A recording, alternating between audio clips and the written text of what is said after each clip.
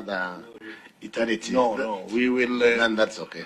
I've already read it myself, so and Even me, I've gone through it actually. Yes. So we don't even need that to present. We'll just ask questions. So maybe Auditor General, you can respond to Senator Ladama, and then you finalize on the other issues. Thank you very much, Honorable Chair and Honorable Senator. Sorry, Chair, I've just been informed that a representative of National Treasury was here, so when I was talking about TNT, they can comment on the issue of capacity building, because that is their role and responsibility within the Public Finance Management Act. But we work very well together because the issues I raise on capacity, on lack of accountability, or financial statements not prepared professionally, they're also able to pick up and work on them. Honorable Chair, Honorable Senator Olekina has raised the issue of the audit process. And also the issue of, and I did talk about this, where the client comes, whether governor or chief officer or administrator, and the auditor is on one side and you're there as the arbitrator or the judge, and you're judging based on the report that the auditor has submitted, and the client is also defending themselves. So they want to defend themselves with a lot of documentation at that point in time. And I keep going back to my position that I audit at a certain point in time, and my report is issued at a certain date. So beyond that date, anything that comes after that, I'm not going to reopen the audit, unless now when you call us and you tell us, please avail the all outstanding documents or issues, then because we don't want to appear here and start fighting, we look at some of these issues. The audit process is clear, and as I indicated earlier, I am also holding high-level meetings. I've even scheduled one for towards the end of this month, where we call all accounting officers, be it PSs, be it chief officers, be it administrators of schools, TVETs, be it CEOs of state corporations, and we go through a sensitization process. And I tell them the audit for 2024 is starting. And I want to comment on what Olekina has said about auditors asking for financial statements early. We do what we call the in-year audits. And sometimes because of budgetary problems, we are doing in-year when the year is almost finished. And this is what we used to refer to as a systems audit or the compliance audit. And the other thing is, because of the short timeline that we have been lobbying the entities not to wait until 30th of September, because as I keep saying, the Public Finance Management Act has done the Auditor General a disservice by taking 3 months of the audit period and giving it to the entity to do. So that if we can start the audits even before October, because the way the law is, the Public Finance Management Act is that the auditor cannot start audit until 1st of October, which is wrong, because it means I only have 3 months for the 12,000 clients, and have always admitted that it is a tall order. And that's why I've been pushing for amendment to the Public Finance Management Act to claw back 1 month in advance, so that I get the whole of September, and if possible, the whole of August to do the audit. So when the governors or other people complain that we are requesting, it's lobbying. It is where we have an agreement with my fellow papers plan to look at risk management, because that's where now we start doing our risk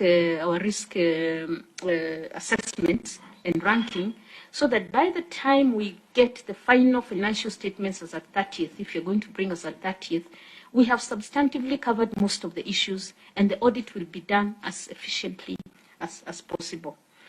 And some entities have been giving us financial statements even by end of July, and we have issued certificates. Some of these state corporations have issued certificates dated July, have issued certificates dated August. But the majority decide that the Public Finance Management Act, the by 30th of September is not by, but it is on 30th of September. And Honorable Chair, I have to put a team to spend the night there up to midnight. There are people bringing financial statements for audit at 11:30 in the night and saying that they have met the deadline of 30th of September. So maybe those are the ones I will start indicating in my audit reports that they are not cooperating. So The audit process, we start with a letter of understanding. And that letter of understanding explains the process that we shall take and the milestone, and it is attached to it is the documentation required. Of course, we know that if there's clarification during the execution phase, you might ask for another document to support something you initially requested. But it lists, and even if it did not list, an accounting officer knows that their roles and responsibility in their appointment or deployment letter requires that they prepare for audit, and they keep all records that are there. So that letter of understanding now is, after that is when we have the entry meeting. And this is now where we can go through the letter, where we ask the client, clarify any issues, tell us any other issue that is specific to you, you want us to pay attention to bring before Parliament or to bring before other authorities that will help you work better. And if there are other issues that subsequent to the letter of understanding, we discuss. It's almost like, it's an entry meeting, but it's almost like a workshop, because we also take them through the audit process again. And the milestone. We are getting into the field from, the entry meeting is actually the first day of field work. So by tomorrow, now give us the documentation, show us where we are sitting. This should have been done earlier. And we'll be giving you queries as they arise, and you respond. So that is a back and forth phase of the audit. Then we have the exit meeting, clearly documented, that we shall have the exit meeting on this date, and we shall discuss the issues that are still outstanding. They are presented during the exit meeting, and then we issue a management letter. Management letter has all the audit queries, all the issues that need explanation, which now they are given time to respond to. The Public Audit Act says we give them 14 days. But we sometimes lobby because of timeline. If the issues are not significant, if you have this documentation, give us within 7 days so that we finalize and move to the next client. Then from there, those issues are evaluated. And Honorable Chair, we have documentation. Our audit processes have documentation that support those evaluations. And then there is also the internal quality control process.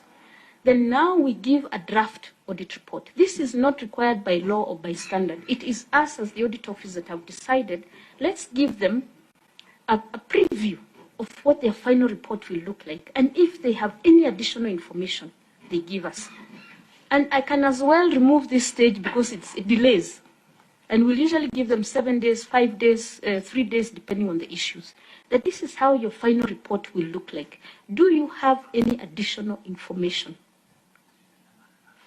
They do not give us information, or they give us, we evaluate, some issues may be resolved at that stage, we drop the query if we are satisfied, or we retain.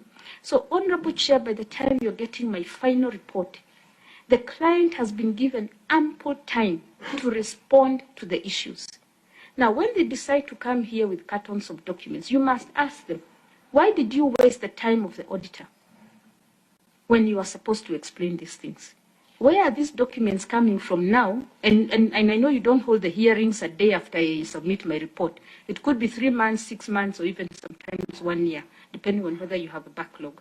So where are all these documents that they are now bringing to you? Just a point of clarification, because I think it's important to be quite clear. Did I hear you say that the time for them to submit additional information is not required by law? Because you said you give them like 7 days for them to be able to clarify issues. Did I hear you say that it's not required by law? Chair, the management letter, the Public Audit Act gives the client 14 days. And we'll usually give 14 days. But sometimes we lobby and agree with the client.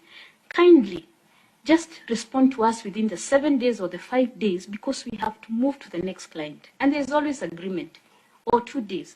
But the draft audit report, indeed, I should not even be issuing a draft audit report. After the ML is a final report according to the standards and the law.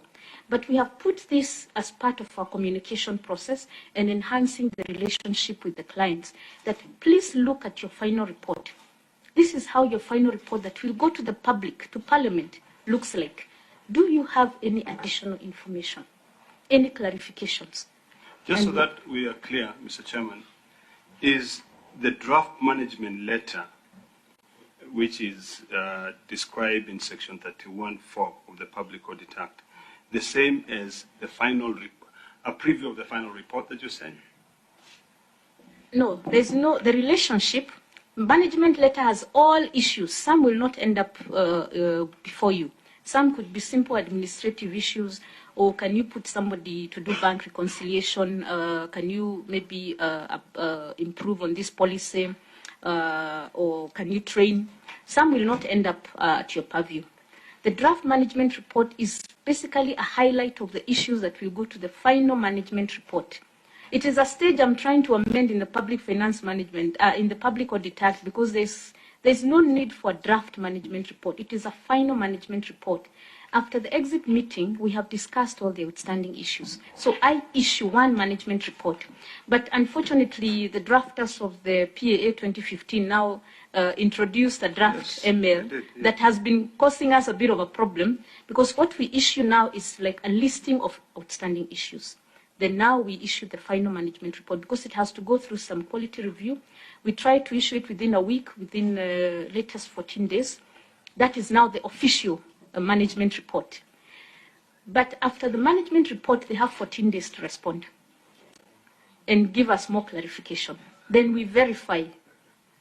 And after verification, now we have the final issues that are still outstanding, which we put in the draft audit report, which I share with them beforehand. Because what I'm expected to do, indeed, is put all those outstanding issues at issue to Parliament. But I still give them one more chance, Honorable Chair. This is how your final report looks like. This is what I am going to sign.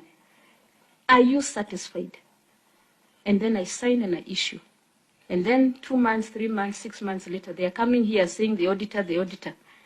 And Honorable Chair, that process needs to be well understood by the committee so that you question the client when they come before you. And this process is followed for every client, irrespective of whether they are big, small, national, or sub-national clients. The only part where the process changes is if I'm doing a specific performance audit, or special audit, or forensic audit. The process is slightly different, but there is still a draft letter or a draft report. Chair, I think this is the most critical information that you've given us today. And I don't want to give you more work, because I think that there is excuse for mischief by governors. And I just wanted to ask, this is not work, and I don't want to go into detail, but is there a possibility that in your certificates, you could just give a summary of correspondences in terms of just dates, right? Highlighting the way this process, like for particular certificate that you have issued, you show just a correspondent on the letter of understanding date, a correspondent on the, is just a small brief at the end of every certificate. I know that's standard, but the reason why I'm asking for this is because there is every single time that we raise here, there's that excuse for mischief that we never got this communication from the auditor. We were never even served with the management letter. We were never even